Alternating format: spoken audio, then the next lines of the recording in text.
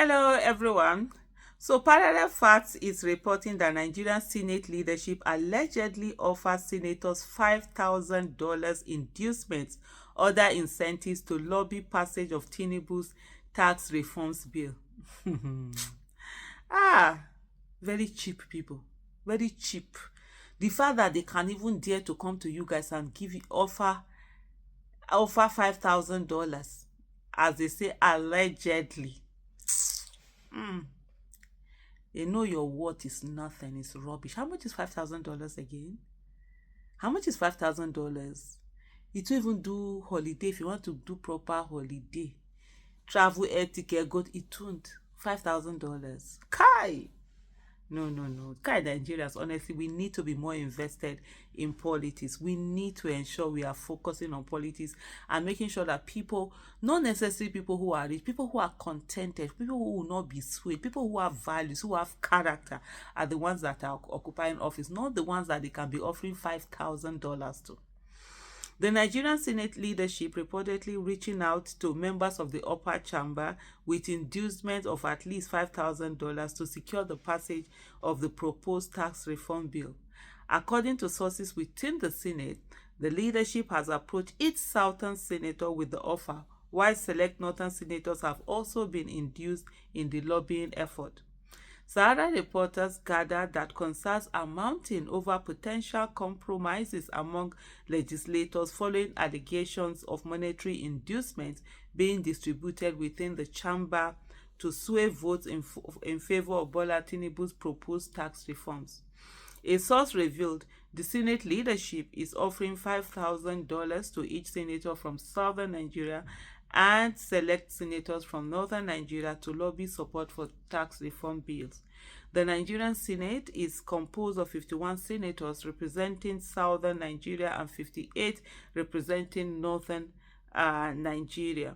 These developments have sparked criticism and fears over the integrity of the legislative process concerning the tax reforms. The Nigerian Senate has reiterated its commitment to fulfilling its constitutional responsibilities, including the passage of laws that serve the best interests of the nation and its citizens. We pledge our full support to the Senate President and the leadership of the National Assembly as they work to ensure the effective and timely passage of the legislation that promotes good governance, national unity, and economic development, a statement from a Senate caucus read. Addressing the tax reform bills, the caucus stated, understanding the critical role of tax reforms in enhancing national revenue and ensuring economic stability, we have resolved to support the tax reform bills.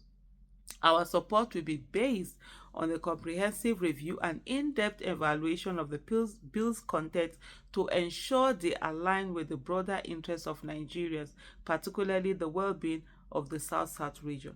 We call for restraint from those introducing sentiments, whether regional, ethnic, or tribal, into this national dialogue. We look forward to continued robust discussion and consultations as already initiated by the Senate. So the question one has to ask now, this whole statement that they put, is it as a result of the alleged inducement or is it as a result of conviction?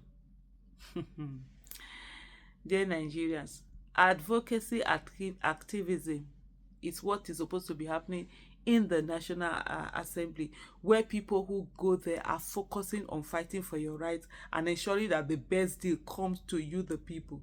But unfortunately, we think that politics is a joke. We could say it is dirty. We allow people who tell us it is dirty to continue to go in there and dirty our lives.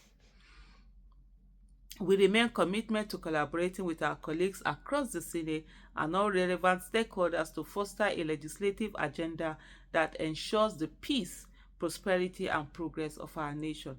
Meanwhile, the Southeast Caucus in the Senate has withheld its endorsement of the controversial tax reform bill, calling for wider consultations.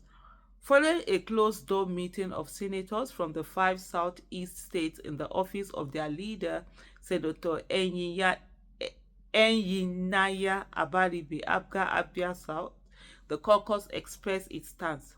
Speaking on behalf of the caucus, Abaribe stated, the caucus does not oppose the proposed tax reforms. However, we believe that more extensive engagement with stakeholders is necessary before the bills are fully considered by both chambers. The Southeast senators emphasized the importance of consulting constituents and stakeholders to ensure inclusivity and national alignment in the legislative process, which is the way it's supposed to be.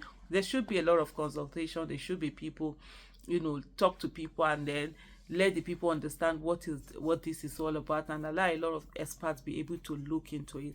The tax bill is one thing that I personally haven't really engaged, because it's something that I really don't understand. It's not something that I have the knowledge to be able to make informed decision, and so I've just been watching on the sideline what people are talking about it and doing about it on issues for which I can make informed decision. My voice will always be heard loud and clear. But at the end of the day, whatever people that are voted into office must know they're working there for the betterment of their people and not for their own personal gain. This alleged report that 5,000